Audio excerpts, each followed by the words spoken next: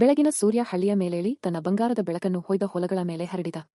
ರೈತರು ಹೊಲಗಳ ಕಡೆಗೆ ಹೊಲಗದ್ದಲಗಳನ್ನು ಹೊತ್ತು ನಡೆಯುತ್ತಿದ್ದರು. ಹಕ್ಕಿಗಳು ನದಿಯ ಮೇಲೆ ಹಾರುತ್ತಿದ್ದವು. ಮಕ್ಕಳು ಹೊಟ್ಟೆಕಾಲಿನಿಂದ ಧೂಳಿನ ದಾರಿಗಳಲ್ಲಿ ಓಡಾಡುತ್ತಾ ನಗುತ್ತಿದ್ದರು.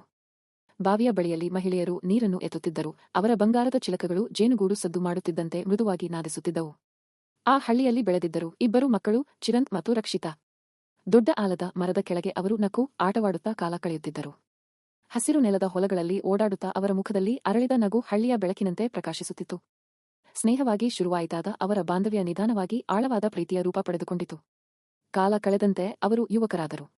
ಶಾಲೆಯ ಪುಸ್ತಕಗಳನ್ನು ಹಿಡಿದು ಕಬ್ಬಿಣದ ದಾರಿಯಲ್ಲಿ ಹತ್ತಿರ ನಡೆದು ಬರುತ್ತಿದ್ದರು.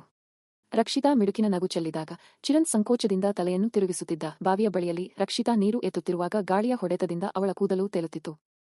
ದೂರದಿಂದ ನೋಡುವ ಚಿರಂತ್ನ ಮುಖದಲ್ಲಿ ಅಳಿಯದ ನಗು ಮೂಡುತ್ತಿತ್ತು. ಅವರ ಕಣ್ಣುಗಳು ಕೆಲ ಕ್ಷಣ ಭೇಟಿಯಾದಾಗ ಹೃದಯದಲ್ಲಿ ಮಾತಿಲ್ಲದ ಭಾವನೆ ಮೂಡುತ್ತಿತ್ತು. ಸಂಜೆಯ ಹೊತ್ತು ನದಿಯ ತೀರದಲ್ಲಿ ಕುಳಿತು ಅವರು ಕಲ್ಲುಗಳನ್ನು ನೀರಿಗೆ ಎಸೆಯುತ್ತಾ ನಗುತ್ತಾ ಸಮಯ ಕಳೆಯುತ್ತಿದ್ದರು.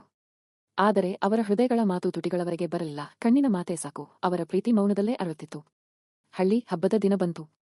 ಆ ರಾತ್ರಿ ಹಳ್ಳಿ ಎಲ್ಲಾ ದೀಪಗಳಿಂದ ದೀಪಾವಳಿಯಂತೆ ಬೆಳಗುತ್ತಿತ್ತು.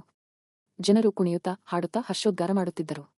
ಆ ಜನಸಮೂಹದಲ್ಲಿ ಚಿರಂತ್ ಆತುರದಿಂದ ರಕ್ಷಿತಾವನ್ನು ಹುಡುಕುತ್ತಿದ್ದ. ಅಂತಿಮವಾಗಿ ಅವಳು ಲ್ಯಾಂಟರ್ನ್ಗಳ ಬೆಳಕಿನ ಕೆಳಗೆ ನಿಂತುಕೊಂಡಿದ್ದಳು. ಅವಳ ಮುಖ ಬಂಗಾರದ ಬೆಳಕಿನಲ್ಲಿ ಹೊಳೆಯುತ್ತಿತ್ತು. ಚಿರಂತ್ ಧೈರ್ಯ ಮಾಡಿ ಅವಳ ಕೈ ಹಿಡಿದ. ರಕ್ಷಿತಾ ಮಿಡುಕಿನ ನಗೆಯಿಂದ ಅವನತ್ತ ನೋಡಿದಳು.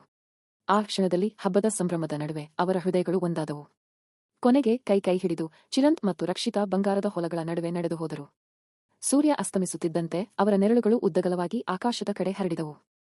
ದೂರದ ದೃಶ್ಯದಲ್ಲಿ ಹಳ್ಳಿ ಶಾಂತಿಯುತವಾಗಿ ಕಾಣಿಸುತ್ತಿತ್ತು. ಒಂದು ಹಳ್ಳಿ ಅಲ್ಲಿ ಬಾಲ್ಯದ ಸ್ನೇಹ ಪ್ರೀತಿಯಾಗಿ ಅರಳಿ ಮೌನದಲ್ಲಿ ಬೆಳೆದು ದೀಪಗಳ ಬೆಳಕಿನಲ್ಲಿ ಮಿಲನಗೊಂಡಿತು.